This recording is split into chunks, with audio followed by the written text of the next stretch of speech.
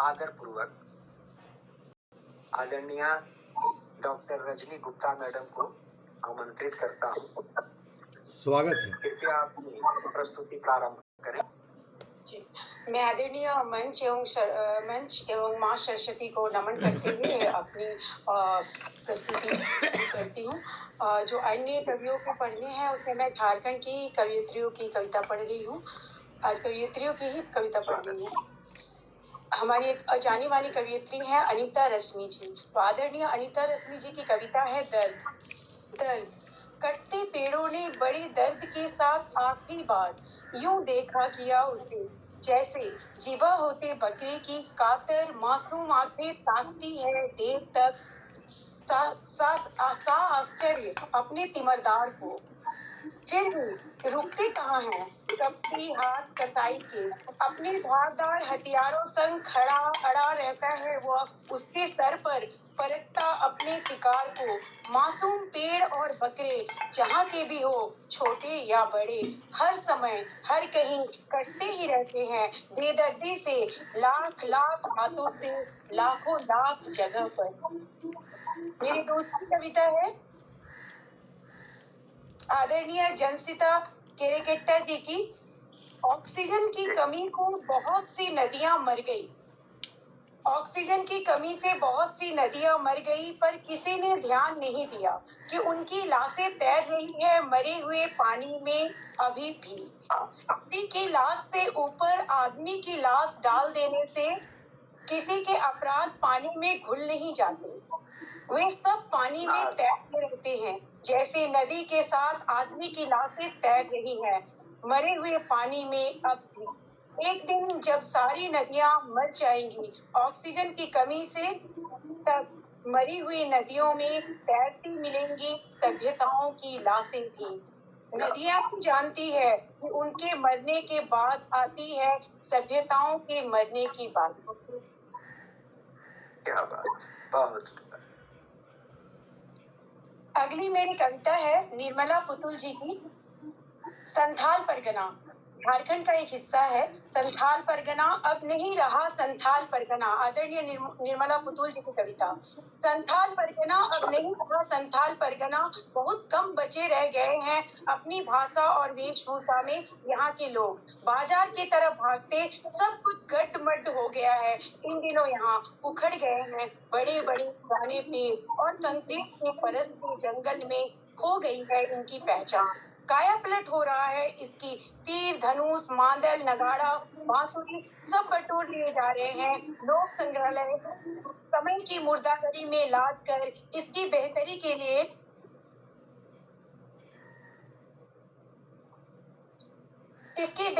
लिए कुकुरमुत्ते की तरह उगी संस्थाओं में तथाकथित समाज सेवक हैं, चमचे हैं, ठेकेदार हैं, बिचौलिए हैं, अन्य हैं, और वे सब के सब हाथों में खुली रंगीन बोतलें लिए बना रहे हैं राउंड टेबल पर योजनाएं। बोतलों में नशा है, नदी में तैरती गदराई देह वाली कई कई आदिवासी लड़कियां हैं। आदिवासी लड़कियों के पास सपने हैं, सपनों में अधूरी इच्छाएं हैं, भूख है, भूख में दूर तक पसरी उबड़ खाबड़ धरती है, धरती पर काले नंगे पहाड़ हैं।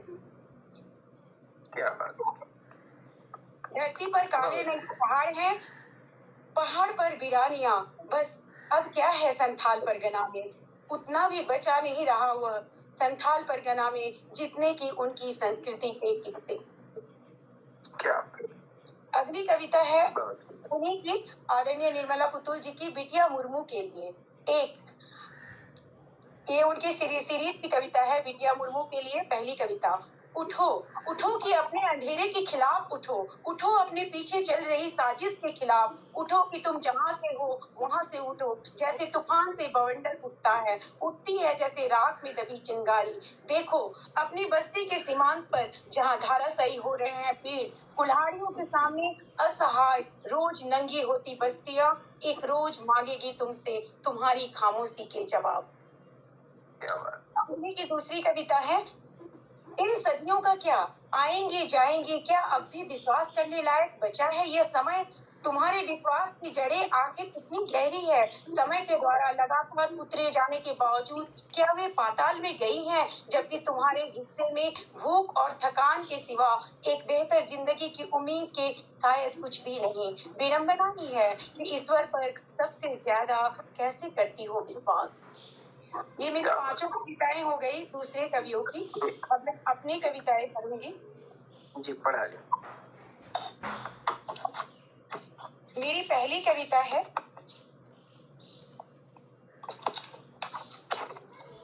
लैंप पोस्ट की रोशनी। हो सके तो कभी खामोशी को सुन लेना, क्योंकि अक्सर ही आवाजों की भीड़ में सबकों के अर्थ खो जाते हैं। कभी कभी झिझोड़ कर जगाना पड़ता है औरों के विवेक को, जो कुंभकर्ण की तरह खामोशी ओढ़ कर सो जाते हैं। बहुत बार गुजरी उस गली से जहां खिड़कियां खुली रहती हैं लैंप पोस्ट की रोशनी के लिए, और ढिबरियां जलते जलते अंधेरों के हो जाते हैं। जरा सोचो माँ कैसे समझाती होगी बच्चों को जो चांद सितारे के नहीं, खेल खिलौने के नहीं, पूरी सब्जी के जिद में रो जाते हैं।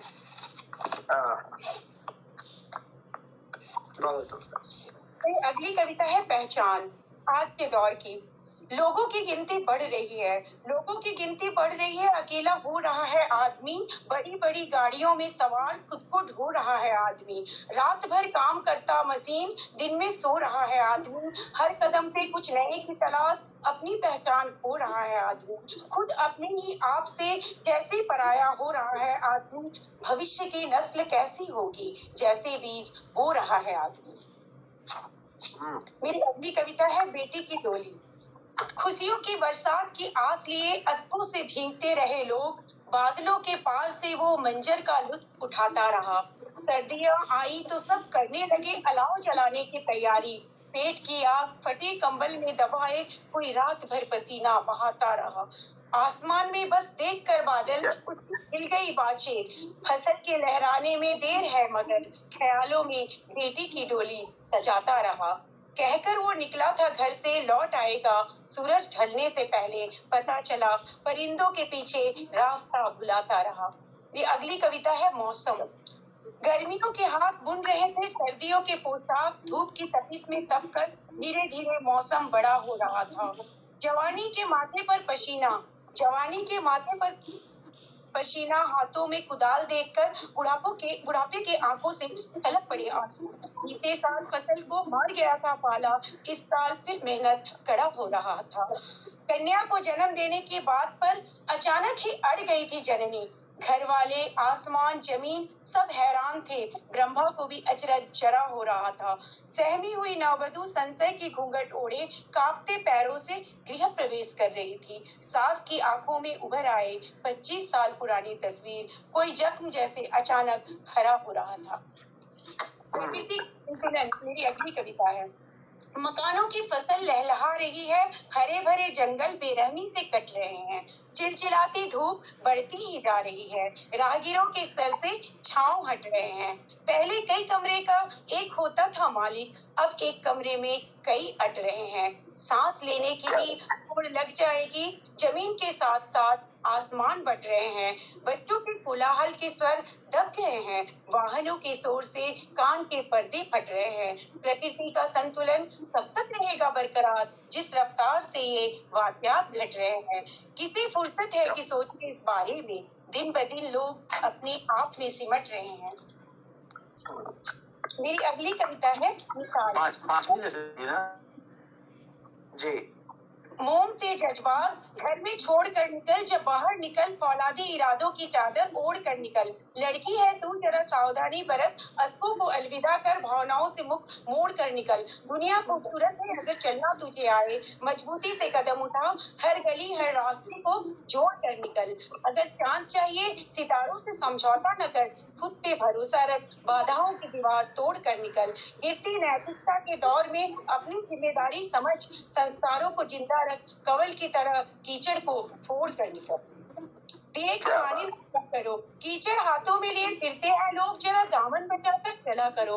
अजनबी हो तुम, शहर नया है, अगर पर्दा न करो ना सही, गुजारिश है हर किसी से ना खुला करो। तेरी मासूमियत की उजली धूप स्याह अंधेरे में हो न जाए गुम, यूं गुलाब सी दिन में रात, रजनीगंधा से रात में ना खिला करो। तो शिकायत हो जिंदगी से ऊपर वाले से कर लेना, किसी झूठे हमदर्द से ना सिकवा गिला करो। दूसरे की आग में रोटी सेकते हैं लोग, जलना हो तो दिए की मानिंद घर के कोने में जला करो। सागर तट पर रेत का घर, ऐसी बचकानी बात न कर। दूसरे की आंखों में ख्वाब बनने की हसरत न रख, अपनी आंखों में सपने की तरह भला करो। तेरी शराफत ही तेरी दुश्मन बन जाएगी एक रोज, बेहतर है ना किसी से एहसान लो, ना किसी का भला करो। बचपन रो रहा है। बचपन के चेहरे से गायब होती मासूमियत, असमय ही हावी हो रही गंभीरता, उम्र से पहले बड़े होते बच्चे और अल्हड़पन हो रहा है। प्रकृति से दूर होते बच्चे, आखिर किस युग का आगाज है ये। बच्चे हंसना भूल रहे हैं और बचपन रो रहा है।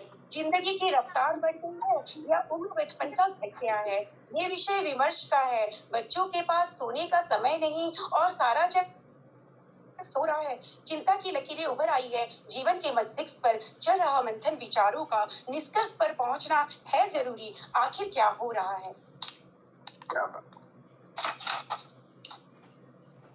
दुर्गा जनो काली जनो, ठहरो, तुम माँ हो, जानती हो, मातृत्व को कलंकित मत करो। ठहरो, तुम माँ हो, जननी हो, मातृत्व को कलंकित मत करो। तुम दुर्गा हो, काली हो, शक्तिशाली हो, जगत से व्यर्थ मत डरो। मैं तुम्हारी रूप हूँ, मुझ में है अंत तुम्हारा, मेरे प्राण मत करो।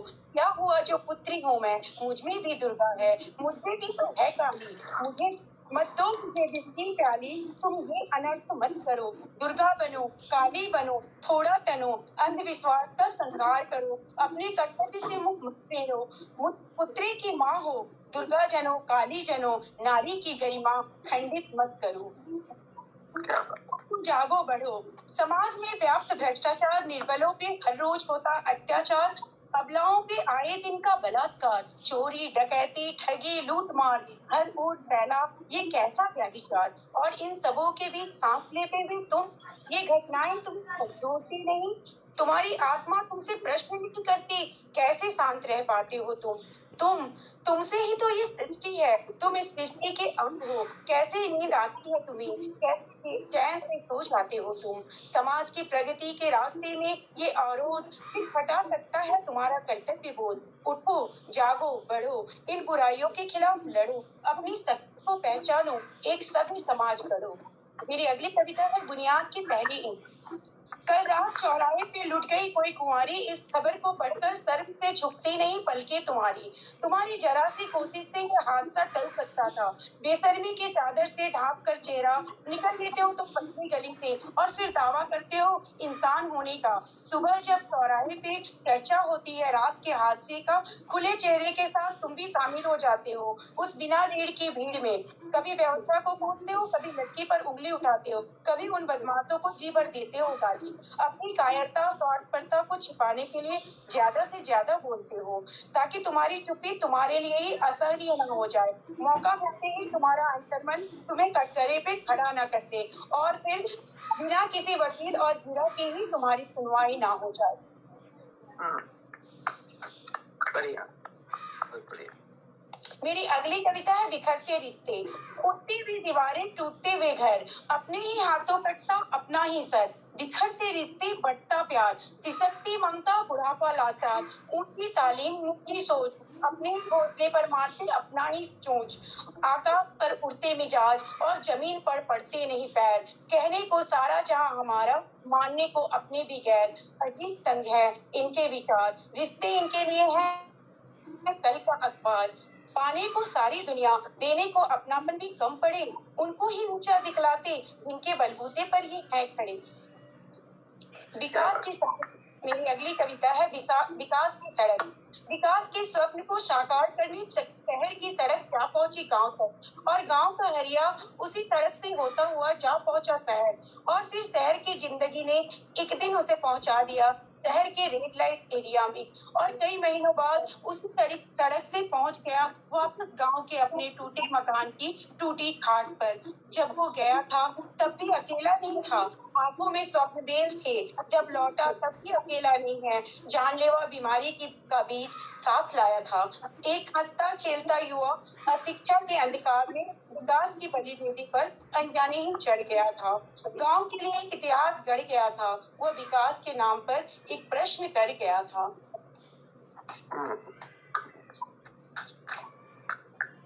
बेटे का प्यार। मेरी अगली कविता है।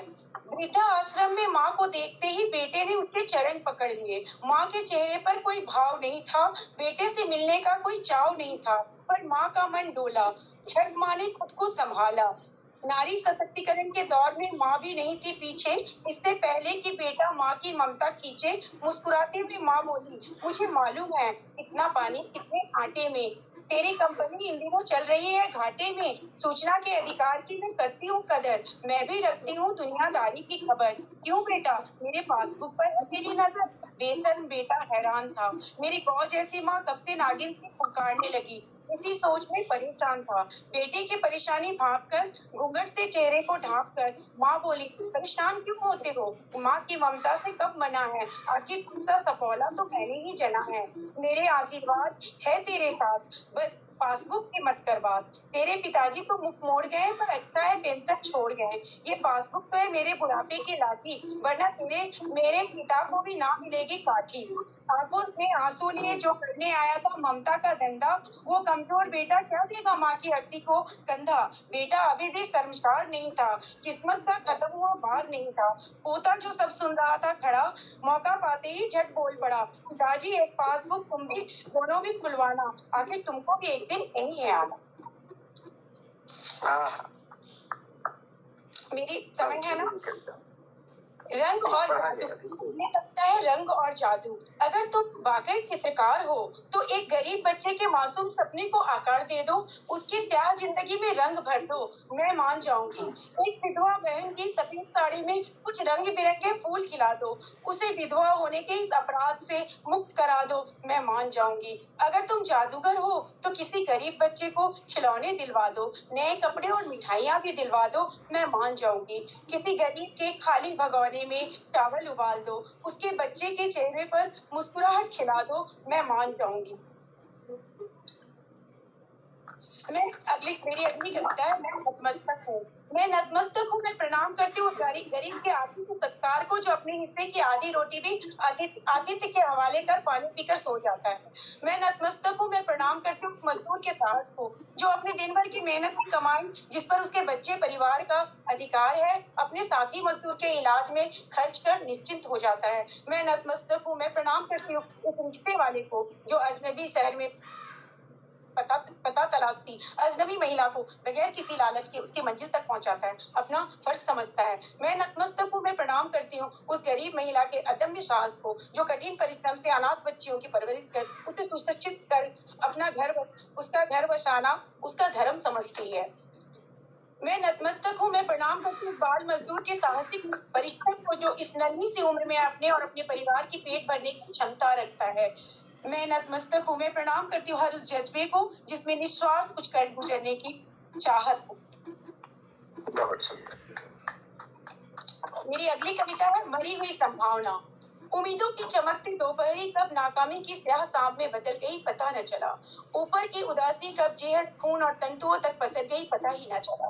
एक हंसती खेलती संभावना कब असमयहीन परिस्थितियों के शिकंजे में घुटकर दम तोड़ दी पता ही न चला। आज जब कुछ लोग मरी हुई संभावना की लाश को शमशान पहुंचाने के लिए आगे आए, तो मुर्दे के शरीर में हरकत हुई।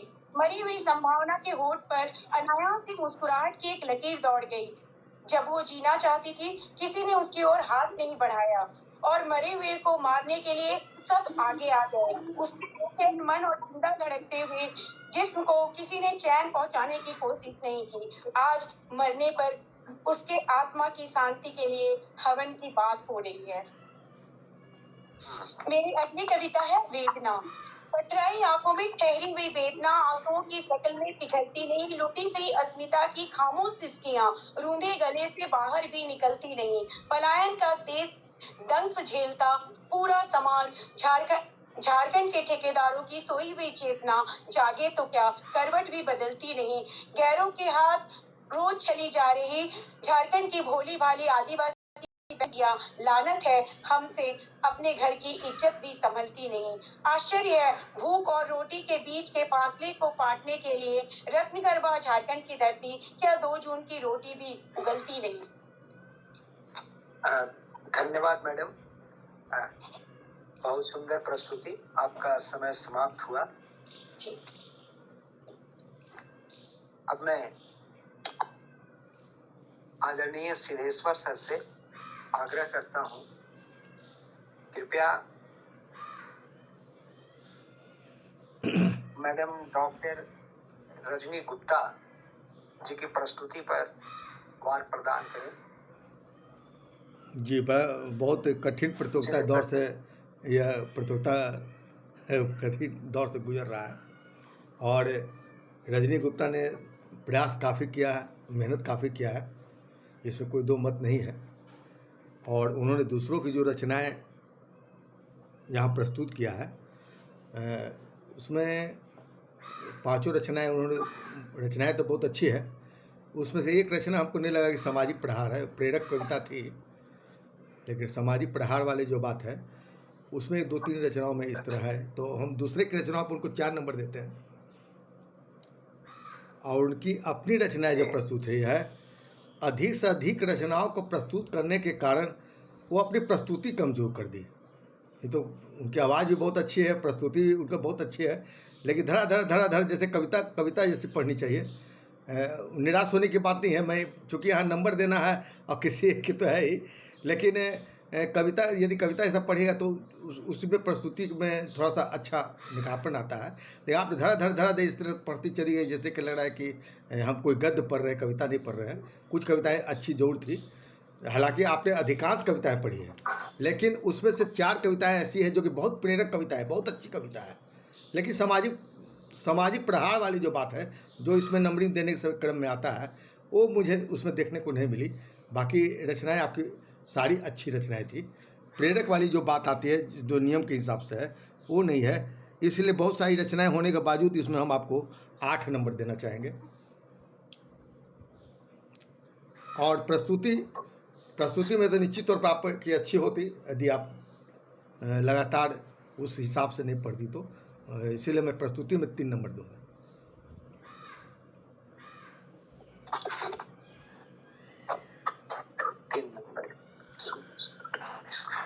बार सिद्धेश्वर सर, बहुत आभार।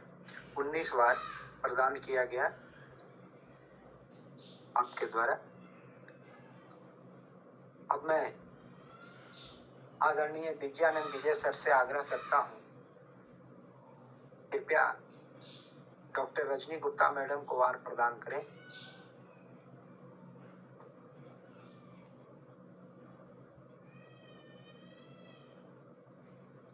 Sir mike mute.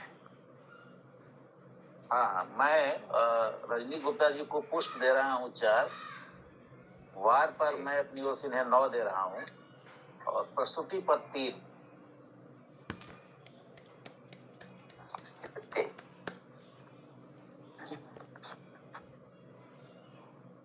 सर 20 बार। बहुत आभार सर आपका। विजयानंद सर द्वारा 20 बार प्रदान किया गया डॉक्टर रजनी गुप्ता मैडम को। इस प्रस्तुति में डॉक्टर रजनी गुप्ता मैडम द्वारा कुल 39 बार अर्जित किया गया। बहुत आभार, बहुत शुभकामनाएं रजनी मैडम को। अब आज की दोनों प्रस्तुतियां समाप्त हुई आज के फाइनल मैच का। पहली प्रस्तुति कमल नयन शर्मा सर की थी, जिनके द्वारा 48 वार अर्जित किया गया। और दूसरी प्रस्तुति डॉक्टर रजनी गुप्ता मैडम की, जिसमें इन्होंने 39 वार अर्जित किए। क्योंकि इसमें अधिक वार अर्जित करने वाले आज के फाइनल मैच में विजेता होंगे और कमतर वार प्राप्त करने वाले उप विजेता। तो इस तरह से कमल नयन शर्मा सर इस लीग के विजेता और बधाई हो, डॉक्टर रजनी गुप्ता मैडम उप विजेता। उनको भी बधाई हो, दोनों प्रतिभागियों को बधाई है। बहुत बधाई, शुभकामनाएं कमल शर्मा जी और रजनी गुप्ता मैडम को भी बहुत। हालांकि आज बहुत कठिन दौर से लोग गुजरे, दोनों को बहुत बहुत बधाई आपको। इतनी बेहतरीन प्रस्तुति आयोजन करने के लिए पुष्परंजन जी बधाई। सर मंच का हार्दिक आभार। आपने जिस लहजे से मैंने कहा था, जो मेरे को आता था उल्टा सीधा मैंने सुनाया है, और मैं आप सभी आदरणीय जनों का, सभी का हार्दिक आभारी हूँ। प्रतियोगिता एक साइड है, एक तरफ है, परंतु आपने जिस लहजे से सुना उसके लिए मैं सभी का हार्दिक आभार, और खासकर सुहेल मंच का कि मैं यहाँ तक पहुँचा हूँ। और कारवां साथ अभी विजयानंद सर ने एक शेर सुनाया था कि लोग, सर एक बार वो शेर हो जाए आपके मुंह से। मैं अकेला ही चला था जानिबे मंजिल, मगर लोग आते गए और कारवां बनता गया। बहुत खूब सर, बहुत खूब। हार्दिक आभार सर। सिद्धेश्वर सर आपका, मैम आपका भी हार्दिक आभार, और विजयानंद सर आपका भी, और पुष्प जी हार्दिक आभार। धन्यवाद। बहुत अच्छा। आज का कार्यक्रम इतना बढ़िया रहा, और मुझे दौड़ कर यहाँ तक पहुँचना भी बहुत अच्छा रहा, सफल रहा। सहभागी है, उनको भी बहुत बहुत बधाई जी। रजनी जी को भी बहुत बहुत बधाई, शुभकामना। रजनी जी को भी बधाई, यहाँ तक पहुँच कर विजेता बनने। मैं कहना चाहूंगा कि आपकी किताब जब आती है तो मैं उसे पढ़ना चाहूंगा, इसलिए मेरी प्रति पहले से बुक कर लीजिए आप। जी मैं भिजवा दूंगी सर। सर वो प्रति आपको जरूर पहुंचेगी और तुरंत पहुंचेगी। अब जैसे ही किताब आती है, सबसे पहले सुखेल के लिए और आपके लिए एक सुखेल फेडरेशन, मैंने आज पुष्प जी को बोला कि मैं उनको कुछ और अच्छी गजलों की किताबें भिजवाऊंगा। सिद्धेश्वर सर बैठे हैं, बहुत अच्छे गजलकार हैं, अभी कुंभ में जाके आए हैं। तो आदरणीय आप दोनों का आशीर्वाद है सर। तहलका मचा के आए हैं कुंभ में। पूरा तहलका मचा के आए हैं, और उसके लिए पहले कि मैं आप सभी का आभारी हूं सर, और मैं इस मंच से जुड़ा हूं तो जुड़ा रहूंगा आप लोगों से भी सर। बहुत बढ़िया। रजनी जी का भी प्रयास बहुत बढ़िया है, उसी तरह आगे बढ़े, और हार्दिक शुभकामना है। बहुत अच्छा, और धन्यवाद सर। कारवां बढ़ता रहेगा। और इस लीग में शामिल सभी साहित्यकारों का और परोक्ष रूप से सहयोग कर रहे आनंद कुमार जी का, अनुज जी का और निहारिका राज का बहुत आभार व्यक्त करता हूँ। और आज लीग फाइनल हो चुका 2024 का। अब सम्मान स्वरूप एक प्रतीक चिन्ह डाक के माध्यम से कमल नयन शर्मा सर को और डॉक्टर रजनी गुप्ता मैडम का उप विजेता का प्रमाण पत्र और प्रतीक चिन्ह सम्मान स्वरूप डाक से भेजा जाएगा। अब फिर हम लोग नए इवेंट सुखेल का, वार्षिक सुखेल में पुनः हम लोग मिलेंगे, जुड़ेंगे। तब तक के लिए आभार व्यक्त करता हूँ और धन्यवाद, बहुत बहुत धन्यवाद, बहुत बहुत धन्यवाद। धन्यवाद, नमस्कार। धन्यवाद, नमस्कार। नमस्ते।